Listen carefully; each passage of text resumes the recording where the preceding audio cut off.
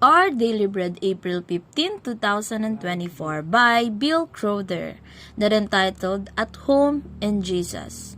Ang scripture natin for today is John o Juan, Kapitulo 14, versikulo 1 hanggang 7. Si Jesus ang daan.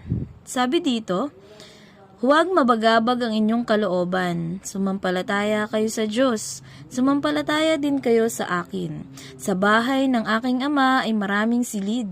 Kung hindi ito totoo, sasabihin ko ba sa inyong pupunta ako roon upang ipaghanda ko kayo ng inyong matitirhan.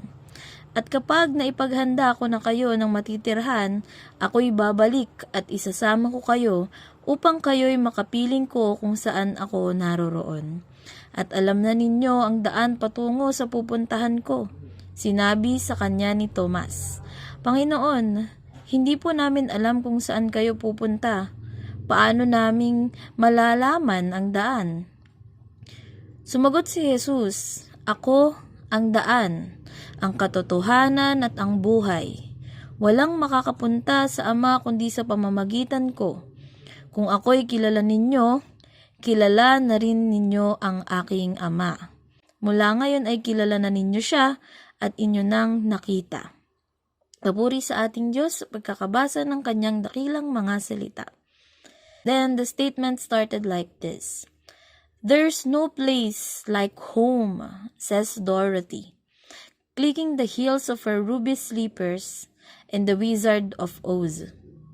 That was all it took to magically transport Dorothy and Toto from Oz back to their home in Kansas.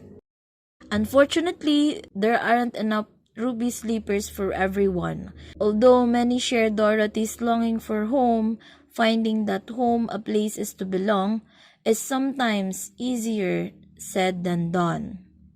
Napanood nyo na ba yung The Wizard of Oz? Or kilala nyo ba si Dorothy? Well, dun sa story na yon, siya ay isang fine lady. Well, siya yung nagsisymbolize ng innocence and kindness of humankind. Kasi mabuti siyang tao na may courage. And sabihin na natin na nag-end yung story sa pagbabalik ni Toto and Dorothy sa Kansas. And there, Dorothy says, there's no place like home. Continue. One of the consequences of living in a highly mobile, transient world is a sense of detachment, wondering if we'll ever find a place where we truly belong. This feeling may also reflect a deeper reality, expressed by C.S. Lewis. If I find myself a desire which no experience in this world can satisfy, the most probable explanation is that I was made for another world.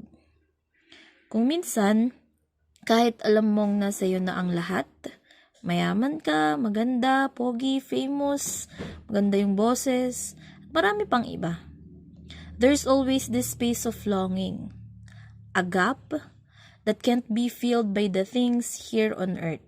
Minsan nga, kung sino pa yung nakakaangat kumpara sa nakararami ay sila pang naglalak ng humility. I mean, hindi lahat. And I mean, there's still something missing, right?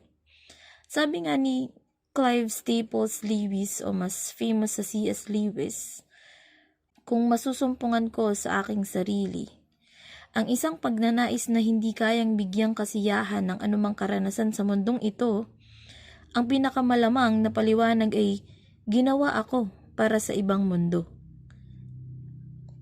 The night before the cross, Jesus assured his friends of that home, saying, My Father's house has many rooms.